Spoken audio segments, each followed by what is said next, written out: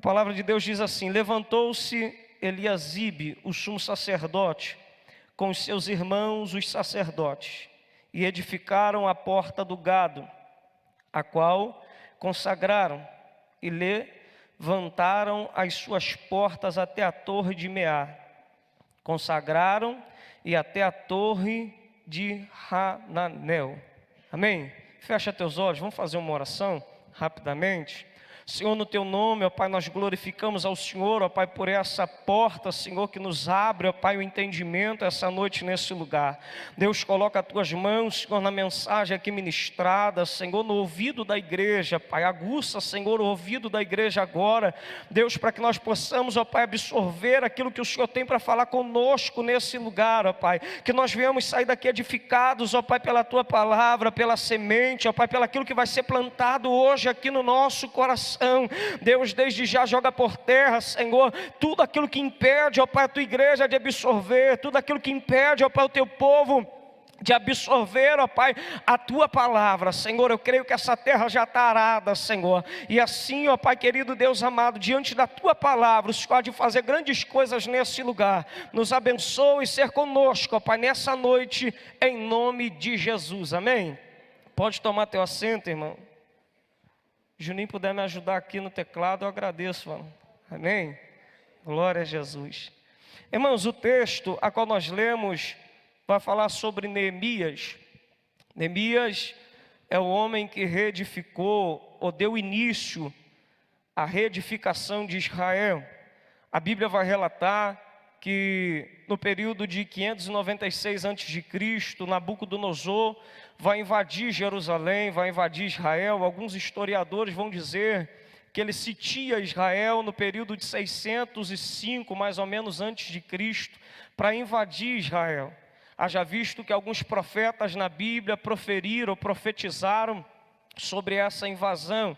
Inclusive Jeremias, Isaías e o próprio Abacuque falou que orou acerca do que ia acontecer. Deus revelou a Abacuque o que ia acontecer quando Abacuque orava e clamava ao Senhor. E o livro de Abacuque vai dizer que Abacuque dizia: Senhor, até quando clamarei e o Senhor não me responderá? E Deus então mostra a Abacuque o que havia de acontecer. Quando Nabucodonosor ele invade Jerusalém, ele vai invadir Jerusalém por 3 etapas. Na primeira ele vai levar Daniel, vai levar também consigo seus amigos, vai levar uma boa parte da alta classe de Israel e de Jerusalém para o servir no terreno da Babilônia. A segunda vez que ele entra, ele leva mais uma classe. E na terceira vez, ele vai destruir os muros e queimar a fogo as portas de Israel. No período do Antigo Testamento, ou no tempo antigo, irmão, na Palestina, as grandes cidades, elas eram cercadas por muros e por portas, que permitia não a entrada de todos, mas era verificado quem entrava e quem saía das cidades, e isso trazia uma segurança. Essas portas eram feitas de madeira, de metal, de bronze, e na maioria delas havia suas fechaduras de ferro que trancavam-se as cidades. Todas as vezes que um exército ia sitiar uma cidade, se esse exército prevalecesse sobre as portas, porque o exército daquela cidade ficava às portas, protegendo a cidade que estava sendo atacada. Se o exército inimigo prevalecesse contra as portas, toda a cidade já teria sido subjugada pelo exército inimigo.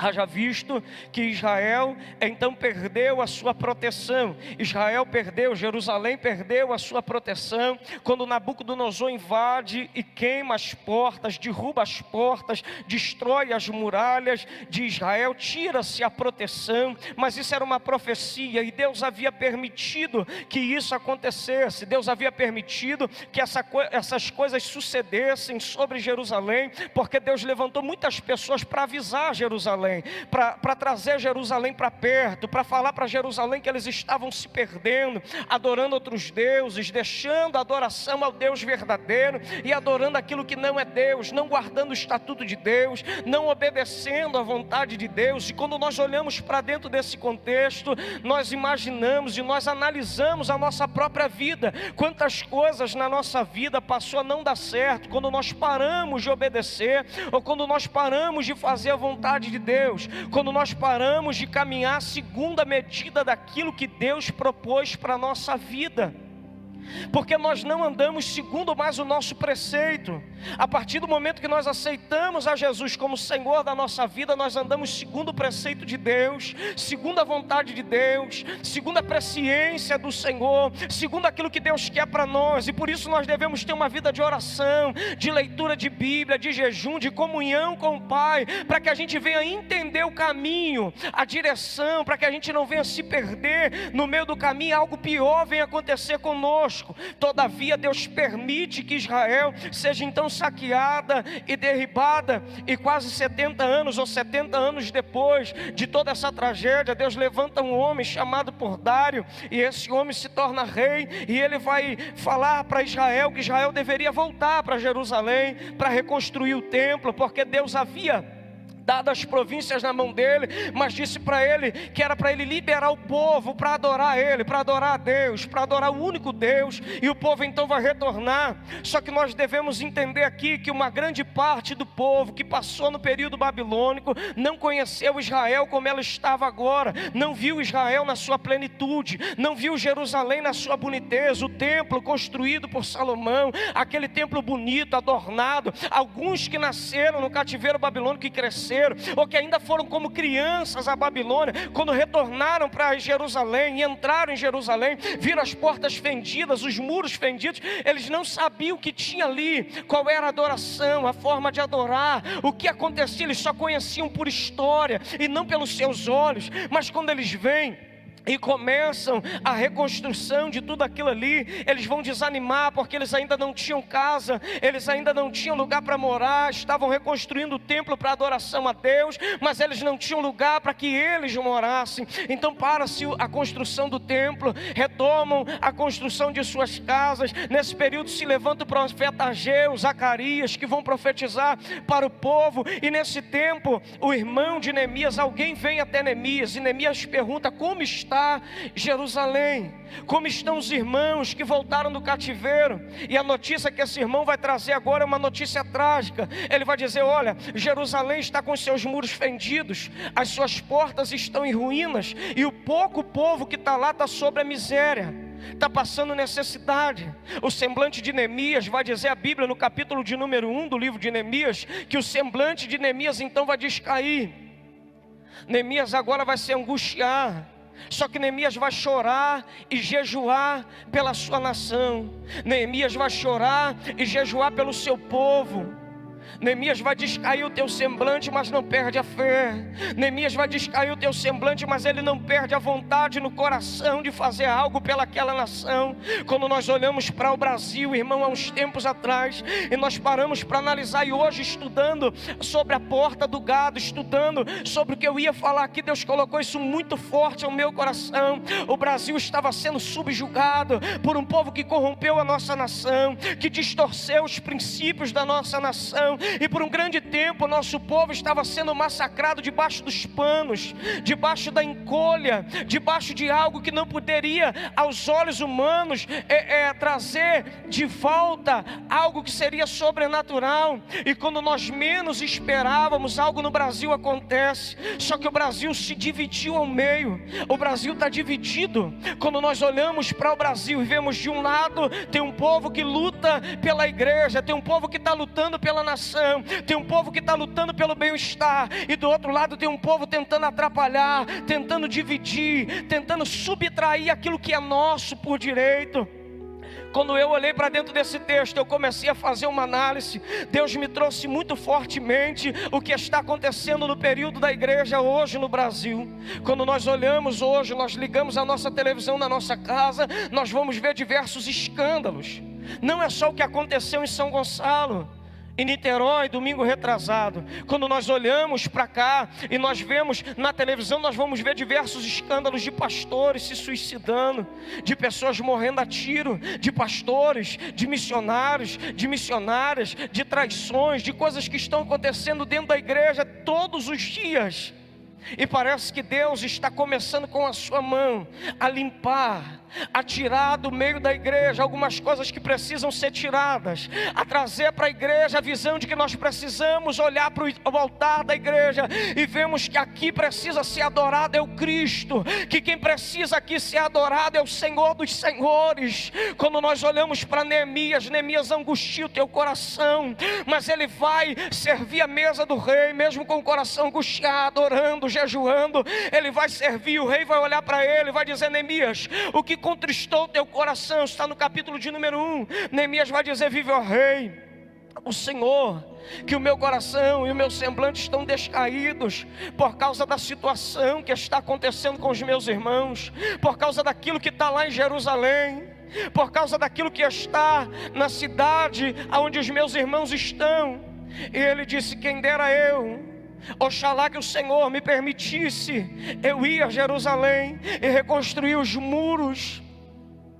Quando nós olhamos, irmão, para essa questão da igreja em si, quando nós olhamos para isso daqui, para o mundo da igreja aí fora, não é a Assembleia de Deus Cristo é a solução, mas para a igreja, o nosso sentimento tem que ser o sentimento de Neemias, sentimento de reconstrução, sentimento de estender a mão para quem caiu, sentimento de orar por quem está perdido, para que Deus venha restaurar de volta a adoração do povo. O sentimento de Neemias era de levantar o muro, de colocar as portas no lugar de novo, para que a adoração não saísse mais lá de dentro para fora de qualquer maneira, e que quem não era permitido entrar não entrasse, que o inimigo não entrasse mais em Jerusalém, porque agora os muros estão sendo edificados, as portas vão ser edificadas. O coração de Neemias não vê o obstáculo, porque são 12 portas e um grande muro, mas ele vê que se ele conseguir levantar o muro, levantar as portas, ele coloca Israel de novo no meio da adoração.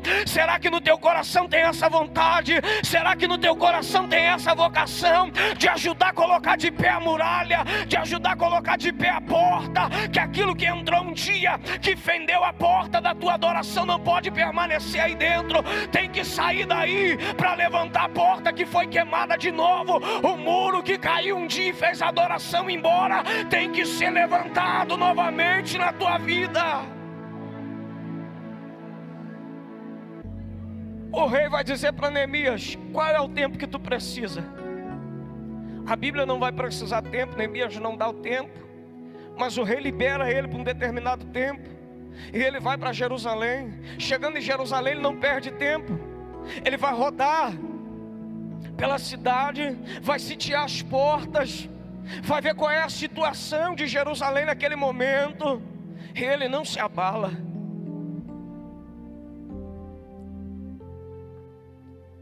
Ele não se abala, ele não perde a esperança, mesmo vendo tudo arruinado. Quantos irmãos hoje, irmão, quando conversa com a gente, fala: pastor, desanimei da igreja, pastor, desanimei, eu não quero mais ficar na igreja por causa disso, por causa daquilo outro, eu não quero mais fazer parte da igreja. Quantas pessoas a gente encontra na rua desviado, irmão, quando a gente vai fazer um evangelismo, quando a gente vai visitar alguém, quando a gente entra num hospital e vai orar, a gente encontra alguém que está com semblante descaído, a gente encontra alguém que está perdido, a gente encontra alguém que por causa do escândalo não quer mais voltar à adoração, que por causa do escândalo não quer mais aparecer, não quer mais voltar para a igreja, não quer mais ser assistido por um pastor, não quer mais ter uma liderança. E para você reverter isso é muito difícil. Mas quando Neemias olhou, viu o povo ainda descaído, viu o povo ainda abatido, ele não deixou aquilo entrar no coração. Ele disse: no meu coração tem uma chama que arde, foi Deus quem colocou. Será que no teu coração tem essa chama? Será que dentro de você ainda tem a chama de ver a igreja dos anos 90, a igreja primitiva, que Deus falava no meio da igreja, que batizava no Espírito Santo, que curava pessoas, e que numa reunião como essa, o fogo descia, e alguém que era surdo levantava a mão e dizia: eu voltei a ouvir. Alguém que era mudo começava a dar glória e dizia: eu voltei a falar. Deus ainda é o mesmo.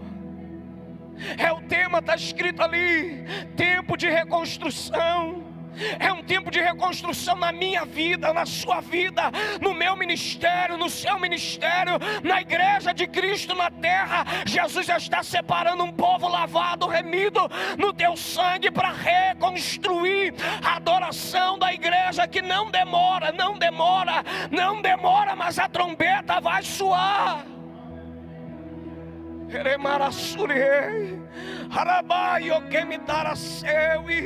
Jesus falou no meu coração hoje muito forte, enquanto eu orava e eu lia esse texto e eu buscava, e Deus ia falando para mim: eu vou restaurar a igreja, eu vou levantar a minha igreja.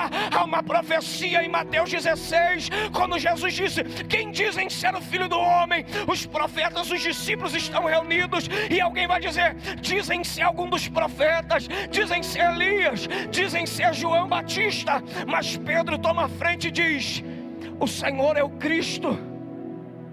Jesus olha para ele e diz: Simão. E agora Jesus não chama mais ele de Simão, mas vai chamar de Petros.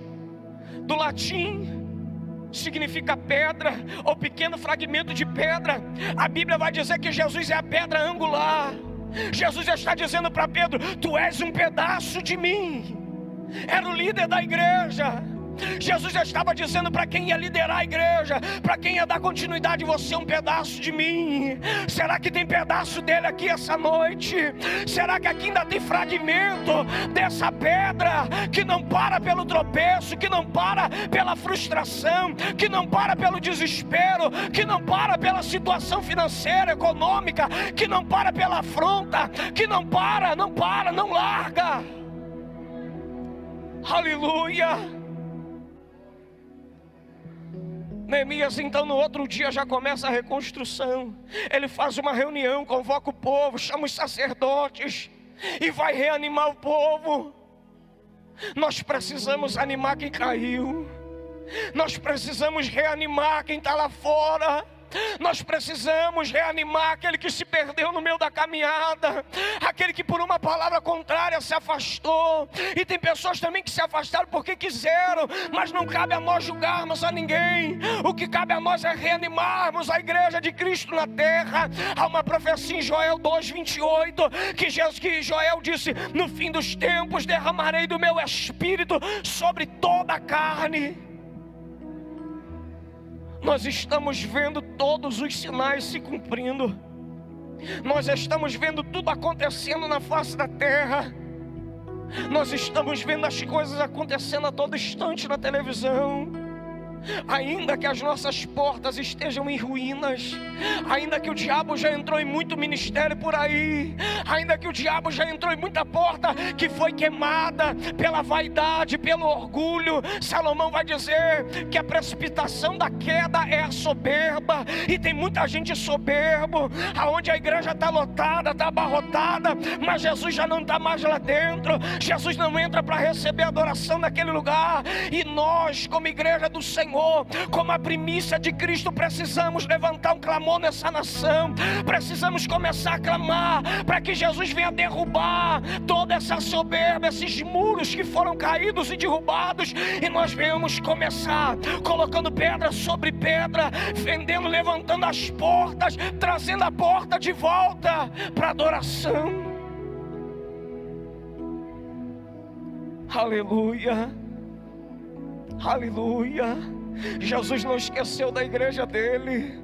Jesus não esqueceu de você. Jesus não esqueceu do tempo que você passava de joelho dobrado, orando, clamando, buscando a ele. Jesus não esqueceu a fome que você tinha pela palavra. Jesus não esqueceu o tempo que você subiu um monte no frio, como está hoje, de touca, luva, soltando fumaça pela boca, mas adorava, clamava a ele. Jesus ainda não esqueceu o período que você chorava e lembrava das promessas. Ele ainda tem promessa para você, mas se a promessa não se cumprir aqui na terra, se cumpre lá em cima, porque a maior promessa do Pai para mim e para você é uma Jerusalém celestial. Neemias então vai começar a reconstruir o que foi derrubado. Nós sabemos que se levantam os opositores de Neemias, Sanbalate, Tobias, vão se levantar, vão dizer que Neemias está contra o rei. Vão dizer que Neemias não vai conseguir. Vão dizer que Neemias não vai chegar. Alguém pode dizer para você: larga esse negócio de evangelho, que isso é besteira. Larga esse negócio de evangelho porque tu está sofrendo demais.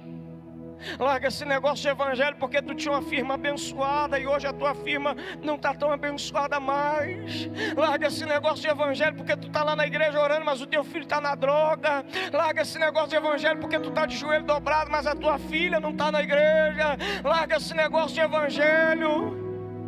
Mas quando nós olhamos para Jesus, quando nós olhamos para Ele, quando nós olhamos para a porta, e a porta do gado aqui, irmão, essa porta era a porta onde entravam as ovelhas e os gados em Jerusalém para o sacrifício da festa da Páscoa. Havia 3 festas principais em Jerusalém, e uma delas era a festa da Páscoa, onde havia o sacrifício, que lembrava do Êxodo, do capítulo 12, quando Deus ele vai chamar a Moisés e vai dizer: prepara um cordeiro pequeno, do tamanho da família, que não sobre nada, assa esse cordeiro. Se ele for maior do que a família, junte 2 famílias para comer dele, e do sangue dele manche o umbral da porta da vossa casa, porque hoje farei o anjo da morte passar no Egito, e ferirei todo o primogênito do Egito. Somente aqueles que tiverem o sangue do cordeiro nos umbrais da vossa porta não serão feridos. E amanhã vocês vão embora do Egito. Olha quanto simbolismo tem. As 12 portas vão falar sobre diversos simbolismos, mas nós estamos na porta do gado. É a primeira porta, a porta que Neemias começa a edificar. É a porta da unção, a porta da consagração. É a porta onde vai começar a edificar a tua vida. Porque sem unção, sem consagração, você não tem uma vida edificada. Sem unção, sem consagração, você não tem um ministério edificado. Sem unção, sem consagração, você não tem um casamento edificado. Não tem um ministério, não tem igreja, não tem nada na tua vida edificada se não tiver oração, se não tiver unção, se não tiver busca, se não tiver renúncia, se não tiver sacrifício. Essa porta vai representar Jesus, o Cordeiro de Deus. João 1:29. Eis aí o Cordeiro de Deus, a quem eu me compraz. Eis aí o meu filho, a quem eu me compraz, o Cordeiro de Deus, aquele que tira o pecado do mundo. É a porta das ovelhas, aonde Jesus vai entrar. Em João capítulo de número 5, a Jerusalém tem um coxo sentado lá 38 anos. Jesus olha para ele e fala: por que tu ainda não foi curado? E ele vai dizer: porque todas as vezes que a água se balança, não tem ninguém que me leve a água. Jesus olha para ele: toma teu leito, levanta e anda. É esse Jesus, é Ele que é a representação para a tua vida, para a minha vida. É essa porta que tem que estar restaurada na tua casa. É essa porta que Jesus quer restaurar hoje para você, para o teu ministério, para a tua chamada. É a porta da consagração. Jesus quer levantar você de novo. Ele quer levantar você. Ele quer te fazer ficar de pé. Ele quer te fazer se levantar. Ele está diante de mim, de você aqui essa noite, diante da tua presença, doido para te abraçar novamente, doido para passar aquele período que Ele passava com você e não tem passado mais. Essa é a porta do gado. Neemias vai reconstruir essa porta. É a primeira porta que Neemias começa. Neemias poderia começar a reconstruir o muro, mas ele vai começar a reconstruir as portas, porque ele sabe que cada porta tem uma tipificação. Essas portas têm uma analogia bíblica, e todas elas apontam para Jesus, apontam para o Messias, apontam para aquele que há de vir sobre todos os tempos para buscar a tua igreja, aponta para aquele que havia de morrer na cruz do Calvário, aspergindo o seu sangue, sangue inocente, para sarar eu e você. Essa porta aponta a Jesus entrando na via dolorosa e subindo a a via dolorosa e dizendo: eu estou abrindo a porta, como ele disse para Pedro, quando ele diz em Mateus 16:18, ele vai dizer que Pedro agora é pequeno fragmento de pedra. Mateus 16:19, ele diz: Pedro, dar-te-ei a chave do céu, e o que ligar na terra será ligado no céu. Ou seja, a chave está na mão da igreja, a porta está aberta. Jesus abriu a porta da salvação. O salmista, escrevendo o Salmo de número 24, ele disse: levantai, ó porta, as vossas cabeças, para que entre o Rei da Glória. Levantai, portais eternos, para que entre o Rei da Glória. Quando João está escrevendo o livro do Apocalipse, capítulo de número 4, quando ele está escrevendo, ele vai falar sobre as 7 igrejas da Ásia. E quando chega no capítulo 13, quando chega no capítulo 4, ele vai dizer: e eu olhei e vi no céu uma porta aberta. Porta na Bíblia pode falar muitas coisas para a gente. Porta na Bíblia pode reconstruir a nossa vida ministerial com Jesus. Porta na Bíblia pode trazer você de volta ao lugar da adoração. Pode trazer você de volta aquilo que não tinha esperança para Israel. Não havia mais esperança, estava tudo queimado. Os muros estavam fendidos, as portas estavam queimadas a fogo. Quem estava do lado de dentro já não tinha mais esperança. De repente você está vivendo uma vida, um ministério sem esperança. De repente você está vivendo um casamento sem esperança. De repente você está vivendo o teu filho sem esperança. Está vivendo uma doença sem esperança. Mas a porta é porta de reconstrução. A porta é porta para reconstruir aquilo que a tua esperança perdeu no meio dessa caminhada. Há uma porta preparada para você. Há uma porta de Deus na terra para você. Ainda há uma porta para você. Você pode adorar o Senhor. Você pode adorar Ele. Ele está restaurando portas aqui essa noite. Jesus está restaurando vida, ministério. Jesus vai restaurar muita coisa na tua vida que ficou perdida aqui nessas terças-feiras. Jesus vai trazer você de volta para a adoração que já não tinha muito tempo. Porque com as portas no lugar, Israel poderia voltar a adorar o Senhor, mesmo que não houvesse ainda terminado o templo. Apesar do lugar da adoração ser no templo, mas o povo precisava da porta no lugar. Você precisa reedificar essa porta. Você precisa ser Neemias na tua vida, na tua casa, no meio da tua parentela. Vai começar por você.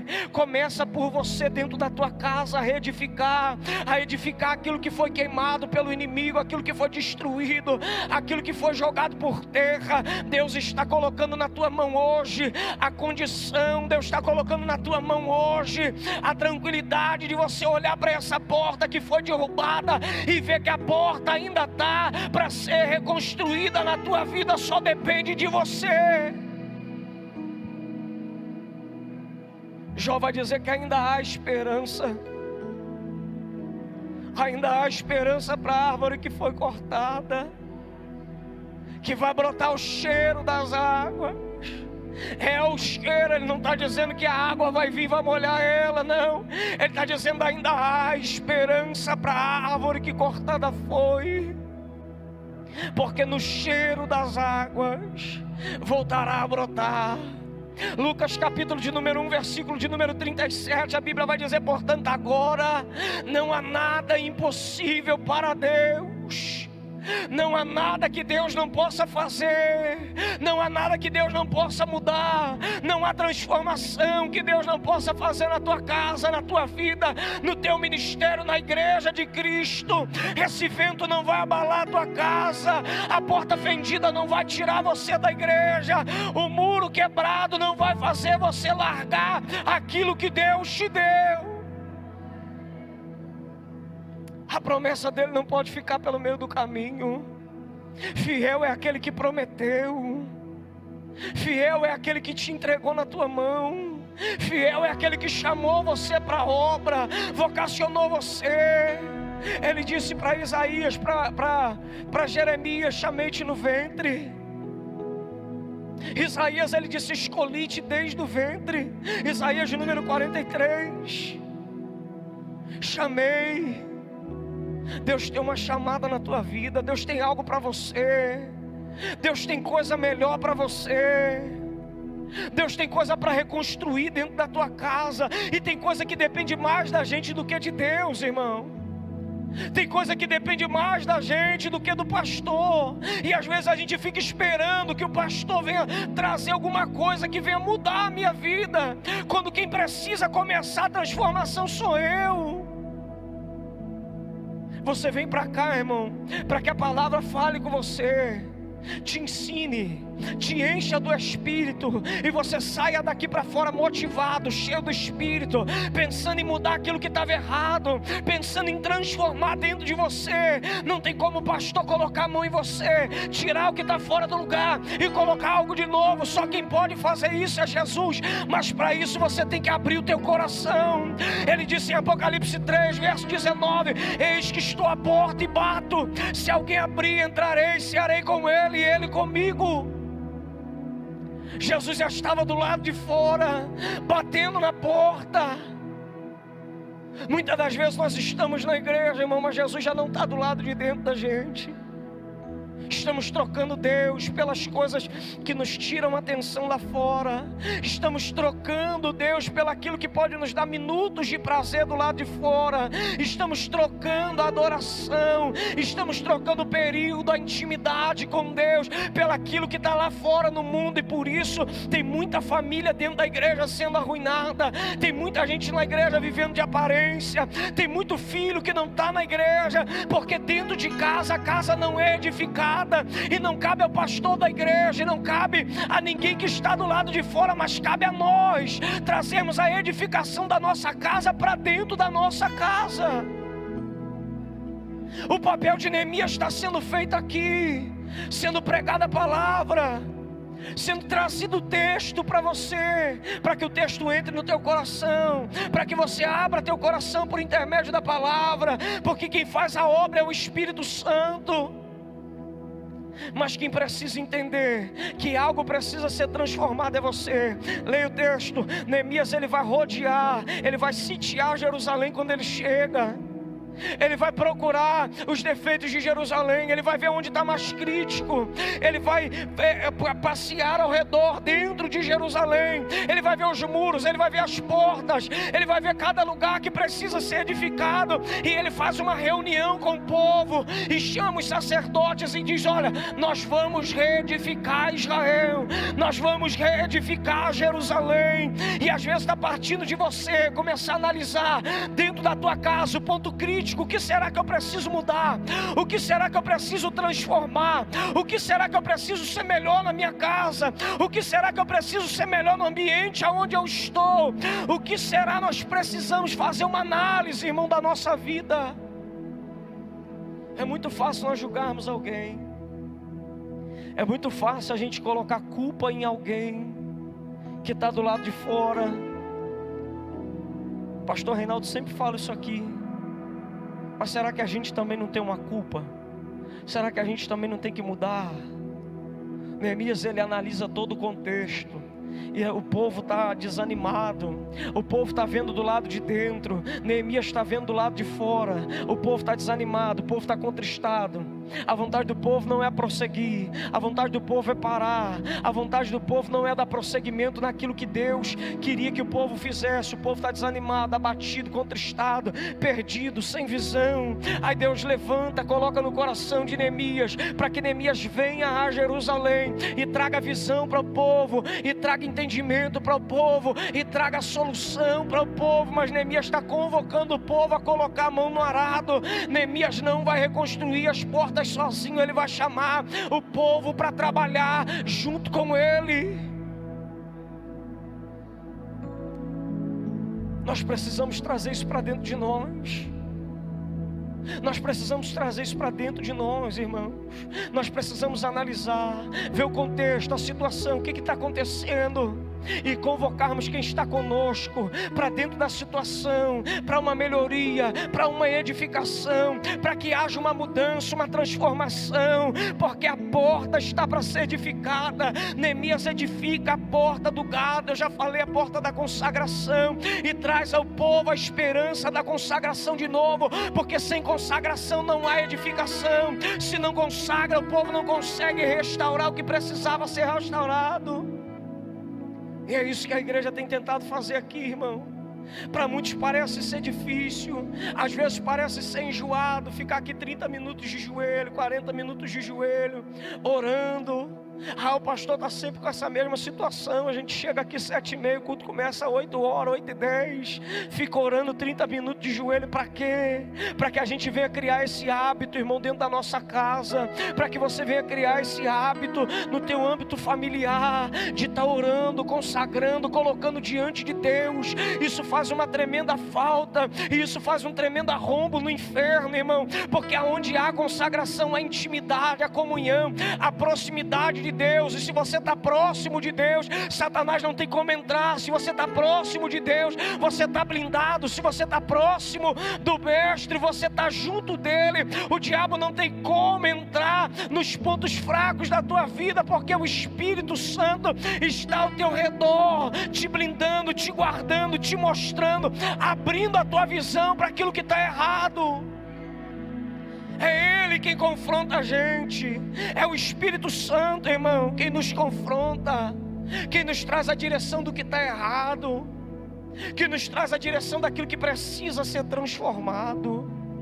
Nós estamos vivendo um momento crítico, irmão, da igreja na terra, mas há um remanescente. Quando Elias ele foge pela palavra de Jezabel, ele vai caminho do deserto, deseja a morte. O anjo alimenta ele, manda ele caminhar 40 dias. E quando ele chega no monte, ao invés dele orar, dele clamar ao Senhor, ele se enfia na caverna, porque ele está abatido ministerialmente. O pensamento dele, a mente dele está abatida. Ele se tranca na caverna, mas Deus não esquece dele. Deus vai chamar a atenção dele para o lado de fora. E quando ele se apresenta a Deus, a Bíblia vai dizer que ele se apresenta com o rosto coberto, porque está com vergonha. Alguém que profetizou, fogo desceu do céu. Ele disse: segundo a minha palavra não haverá chuva. 3 anos não houve chuva. Ele ora e cai chuva do céu de novo. O homem faz pegar fogo no holocausto cheio d'água, pela palavra, pela oração, pela a intimidade que ele tinha com Deus. Mas sob uma palavra, ele se afunda a caminho do deserto, perde a morte. E quando era para ele orar no monte, buscar Deus, se arrepender, ele se enfia na caverna. Quantos de nós nos enfiamos na caverna por causa da palavra de alguém? Mas Deus não esqueceu você, Deus não abandonou você. Deus aparece na porta da caverna. Deus vai trazer ali um vento. Primeiro Deus traz um terremoto, Deus não está. Depois Deus traz um vento, Deus não está. Depois de uma voz mansinha, Deus fala: Elias, sai daí. E quando Deus fala, Elias sai com o rosto coberto. Quando ele sai com o rosto coberto, ele está mostrando a sua vergonha diante de Deus. Eu estou envergonhado, porque eu como profeta não fiz o que o Senhor mandou eu fazer. Como profeta eu deveria estar orando, e eu estou enfiado na caverna. Aí Deus chama ele para o lado de fora, e ele vai dizer: Senhor, só eu fiquei. Deus disse para ele: existem 7.000 joelhos que ainda não se dobraram. Eu creio que aqui ainda há um remanescente que não se dobrou às heresias pregadas aí fora. Aqui ainda há um remanescente que não está atrás de revelação humana, mas está atrás da revelação da palavra de Deus. Aqui é um remanescente que ainda dobra o joelho para orar, que ainda busca, que ainda quer edificação, que ainda quer transformação, que ainda quer ver a casa sendo transformada, a família sendo transformada no altar de Deus. Deus trouxe você aqui essa noite para te dar uma estratégia. Começa a levantar as portas, começa a reedificar as portas, começa a ver na tua vida o que você fez de errado até aqui. É tempo de reconstrução, é tempo de transformação. É tempo de você descer, como Jeremias 18 desce a casa do oleiro. Jeremias pecou não, mas Israel estava em pecado, e como ele era o profeta que falava a Israel, Deus disse para ele: desce a casa do oleiro, eu vou te mostrar o vaso sendo moldado na mão do oleiro. Jeremias teve que descer.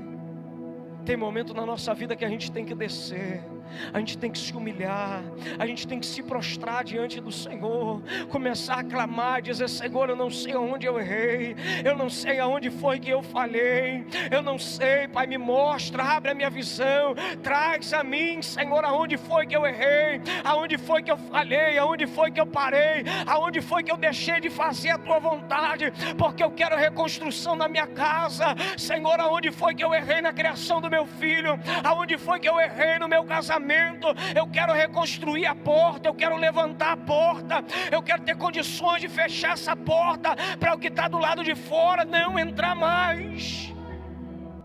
Não adianta vir para cá, irmão, ficar murmurando, esperando a oração de alguém. Não adianta vir para cá esperar que Deus venha fazer um milagre sem você se movimentar. A Bíblia vai dizer no livro do Gênesis, capítulo de número 1, que a terra era sem forma e vazia. Verso de número 2, e o Espírito de Deus pairava, se movia. Deus não permanece parado, irmão. Deus está se movimentando. E enquanto você fica parado, Deus deixa de agir na tua vida. Enquanto Israel, Jerusalém estava parada, não tinha construção, não tinha porta edificada, não tinha muro levantado. Mas quando Neemias chega, anima o povo e diz: vamos voltar à reconstrução. E o povo começa a se movimentar. Perceba que tudo começa a ser favorável, ainda que tinha inimigos, ainda que tinha Sambalate, tinha Tobias, mas a construção começa a ser levantada, porque Deus não está esperando o teu inimigo te afrontar somente para você ficar parado. Não, irmão, é tempo de se levantar, é tempo de partir para dentro, é tempo de guerrear, é tempo de cair para dentro da peleja, da batalha, na oração, no jejum, na leitura da palavra, na edificação daquilo que foi derrubado. Será que você pode entender isso aqui?